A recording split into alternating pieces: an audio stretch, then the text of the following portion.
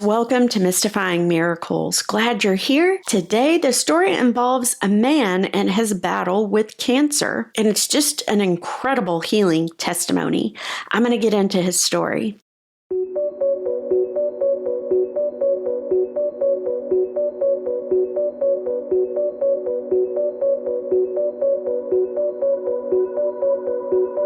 This story came out of a book called Miracles, written by Pastor Schambach. So there was a time when Pastor Schambach was giving a sermon in Houston, Texas. As he's in the middle of this sermon, a woman walks into the auditorium, and she's carrying this big bed sheet. Something's wrapped up in it, and it's just kind of slung over her shoulder. As the pastor's in the middle of speaking, he sees this, and he says he was curious who she was, what did she have in that sheet, and he's still trying to concentrate on giving the message that he is. Well, he didn't have to wonder long. He found out quick. The woman walks all the way down the aisle. She comes to Pastor Schambach's feet, and she just slings down that sheet right there on the floor in front of him. She then proceeds to open the sheet up. Inside, it was her husband, and he weighed just a mere 58 pounds. The woman ends up interrupting Pastor Schambach in the middle of his message, and she proceeds to tell the pastor that this is my husband.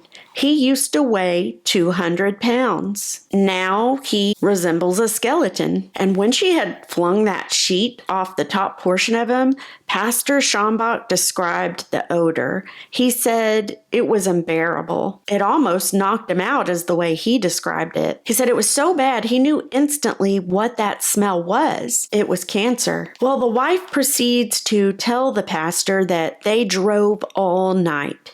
They came from New Orleans. And then she tells Pastor, she says, "Now, do what God called you to do, please. Heal this man." Now, this couple also, they had seen the doctor the day before driving down to Houston, and the doctor gave her husband 72 hours to live. Well, it took a day to travel, so technically, he now had 48 hours to live. The woman proceeds to tell the doctor that day that she's taking her husband to Houston. The doctor didn't know why she was going to take him there, but he assumed that it was to see other specialists, maybe get other opinions. And he tried to tell the lady that they're going to have the same assessment. That's not going to change. His condition's very bad. And she ends up telling the doctor that day, she says, "Well, that's what you think." She was going to take him. And then she, the book also mentioned that, faith is like that sometimes.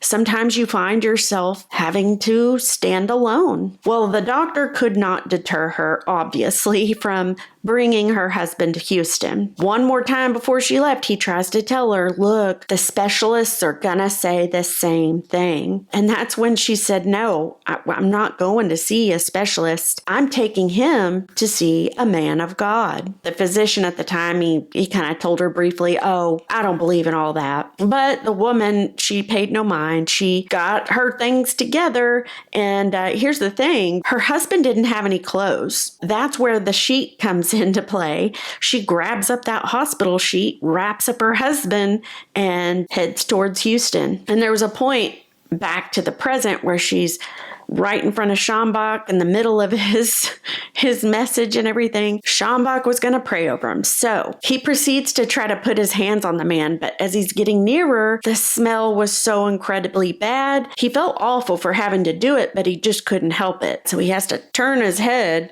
as he's putting his hands on this man. And he sees as he gets nearer, this man is only in his 40s. It's not like this is a 80-year-old man or anything. So he's young. And the thought came into Schambach's mind in that moment that, well, he knows the enemy tries to take people out before their time.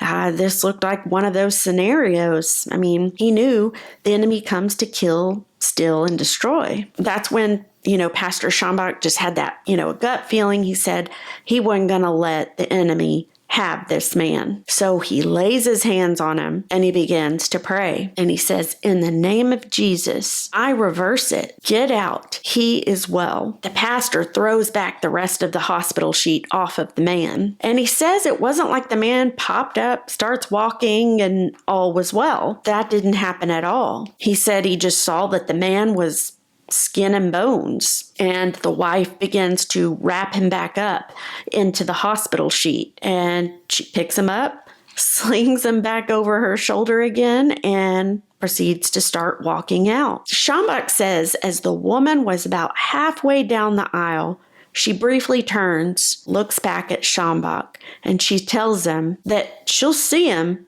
when he comes to New Orleans. Well, a half of a year goes by, and Schambach and his ministry are putting up a tent in, you probably guessed it, New Orleans. It was the first night of this revival, if you will, and Schambach says he notices a big man entering through the back. He looked to be about 6'1"-ish, and 200 pounds. He was wearing a blue suit. And the pastor wondered, who is this man? Yeah, he looked all sharp and snazzy put together, so he was just curious who it would be. No one's allowed on the stage platform when they have their revivals and stuff for safety reasons, right? So they have staff and to try to keep that at bay and keep that from happening. Well, this man proceeds to walk right up to the stage and begins to come up on it. And the weird thing was, no one stopped him. This just doesn't happen. The man ends up walking over to Pastor Schambach, and he picks him up with his arms and lifts him up off the ground. Now, Schambach is confused and a little bit worried and scared in the moment because he's thinking, He tells the man immediately, put me down. And the man proceeds to say, quote, I am the man who was in the sheet. And Schambach comes to the realization, and this part's kind of funny because he says, well, pick me back up. Let's dance. I mean, if you think about it, this was just nuts. Here was this man, healthy, 200 pounds, back to his original weight, when just 6 months prior, he was a skeleton with 48 hours to live. It turns out the man shares with Schambach that he never even knew his wife took him to Houston 6 months prior. He was that out of it. He had no memory recollection of it. All the information he had was from his wife. It also turns out that when they got back from that trip 6 months prior from Houston, they went straight within a day or two to see his doctor. And after examination and tests, not one trace of cancer was found, and he began gaining his weight back. It was like a slower progression, so it wasn't like a bam overnight miracle. And as Pastor Schambach listened to this man, he's telling everything, he was in awe. He was just like, wow. He smelled the man. He saw the man, like the desperate situation he was in. I mean, this was just miraculous. Pastor Schambach says that day when he laid hands on this man, that he spoke resurrection life into that man's body. He said he spoke in faith, absolutely just knowing and believing that he was going to remove that man's cancer. And a quote from Schambach at the end, he says, if God says he is the healer, I have a right to pronounce him healed. Speak it into existence in the name of Jesus. End quote. What a testimony. What a story. I've heard many miraculous stories with cancer, but none quite like that. That one was a biggie. Let me know your thoughts in the comments, guys. I hope it blessed you to hear it. I hope you guys are having an incredible week. Thank you so much for watching. I am going to see you guys for the next story.